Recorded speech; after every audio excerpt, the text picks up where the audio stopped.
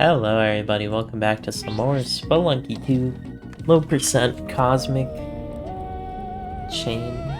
Let's see if we can get all the way to 799 tonight. It is possible, because getting there with items has been done by a lot of people, including myself. You guys have to do that, but without the whole picking up items part. So if you think of it that way, it's pretty easy. Also, the proof is that it can beat one level of Cosmic, which means I can beat 99 levels of Cosmic, because it's just doing that one thing 99 times. But also, it's not really doing it 99 times, because 4 of those are Sunken City, and the last one doesn't count. Oh my god, you're giving me Jetpack Teleporter. On this, the day of my daughter's wedding. I want that key. Might be tricky to get to though. I don't want to get. I don't want to get hit with the arrow. I don't want to get hit with the mole. Uh-oh, is the Ujad in the funny spot? Derek, you silly. That's not where the vault goes. It's never the first one, I swear. Like, maybe when I started this series, yeah, sure, the first one would have a Ujat that's gettable, but now that we're in, like, episode whatever the heck. That lizard just freaking KO'd! What the heck was that? That was wow. I have never seen a lizard do that to another lizard.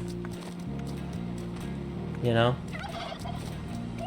I guess that's one of those days where I'm just glad it didn't happen to me. Because that lizard was on a mission.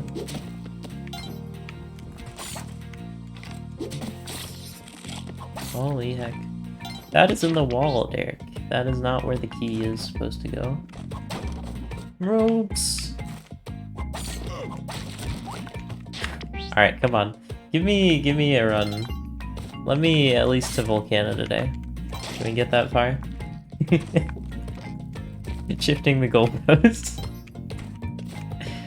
Can we make it Volcana speedrun attempt? How did that miss? Probably S I can't say S2 brain, now it's SHD brain. The S2 brain hurts you in HD, and then the HD brain hurts you in 2. Because each game has subtle differences.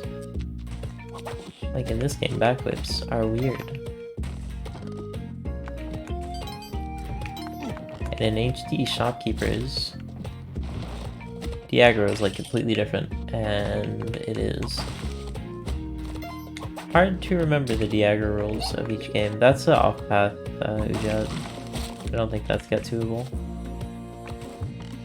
Without a Bomba and probably like 20 ropes and probably like a letter from the Dean of Harvard saying that you know how to study history class. And then the Dean says, that student was my favorite because they were very good at the learning. And you go, well, hey, look at all these nice things, but I didn't write them, someone else did, so you can trust what they say. You put me in the Harvard class. And, there's no way. That's way too high. I can get like 1 block lower if I use this.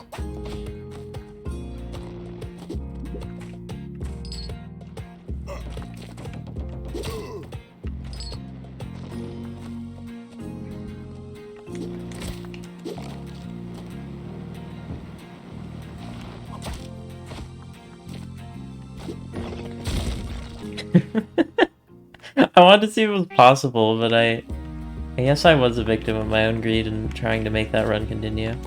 It was like the type of thing where it was so close to being doable.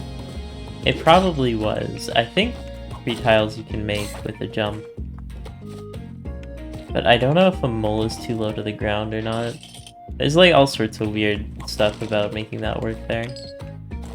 But I didn't even get to that point, because I needed to pick up the key. If I didn't have to bring the key, I probably would have gotten that.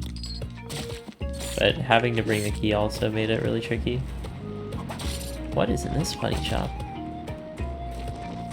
It's a dead mole. Okay, you get out of here. I actually have a seed this time.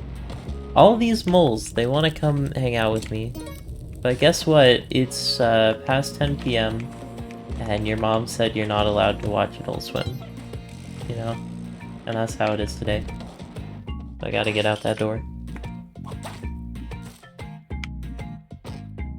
No Nick at Night for you. You gotta stay watching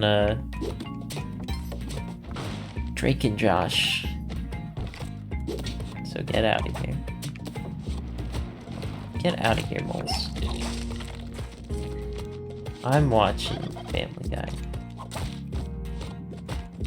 The episode where Peter gets fired from the brewery and he has to go work at the toy company. Pawtucket Brewery does not get to have Peter Griffin as an employee anymore. And then I think he goes back, and then for like a few seasons they never talk about Peter working. It's kind of weird because they spend so long building it up. But I mean, I guess they can do that if they really want.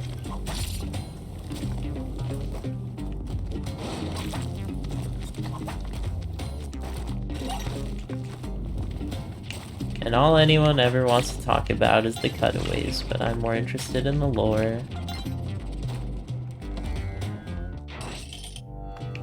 And then they kill off Brian, but then it's just a prank, bro. Like, come on, if you make a decision, you gotta stick with it, you know? I'm not saying the show would be better without Brian, but I'm saying you're gonna kill him off. Just kill him off, don't kill him off. Family Guy spoilers, by the way. They replace him with a dog named Vincent from... Dude, what is this Shang-Chi doing? Can you make it over here? Replace him with a dog named Vincent, and then the next episode... they bring Brian back, and Vincent's still there, and Vincent's just like... Man, I don't know, what am I gonna do now? And Brian's like, who cares? Get out of here, you other dog. And it's like, man, let Vincent shine, you know? How come it's always things gotta stay the same?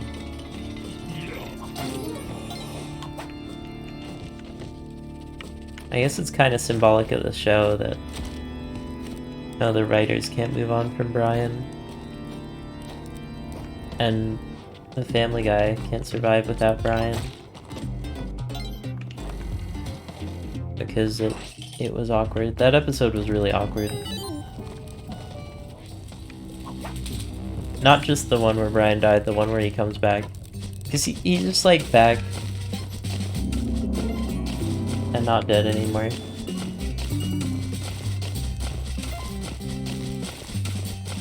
I think I'm getting too upset. I gotta change the subject. How about that South Park? I have not seen that show in a while. I think it's still going on. I was on the Paramount streaming like app on the TV, and it was like, we have South Park, and there's like a billion South Park like specials and movies and stuff. And I remember the original South Park movie, and I thought that one was pretty good. And there was this one song that really stuck out in my mind that I won't speak of here.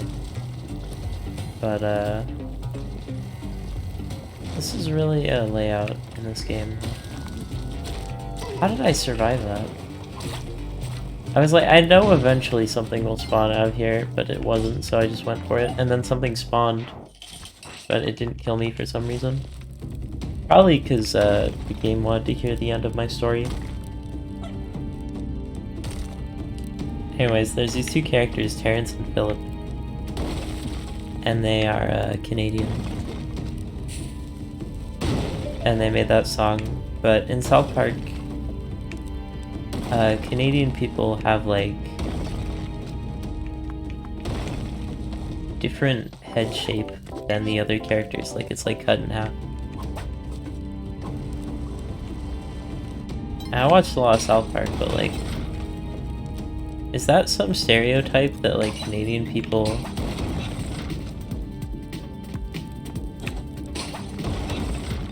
like that's the one thing I don't get about South Park. I mean, there's a few things I don't get. Like, how come these kids are saying all those swear words? You know, that's the one we never really find out. Who's teaching those kids those swear words? Oh, Mac, you silly. You're not supposed to crush me. You're supposed to let me get that unk.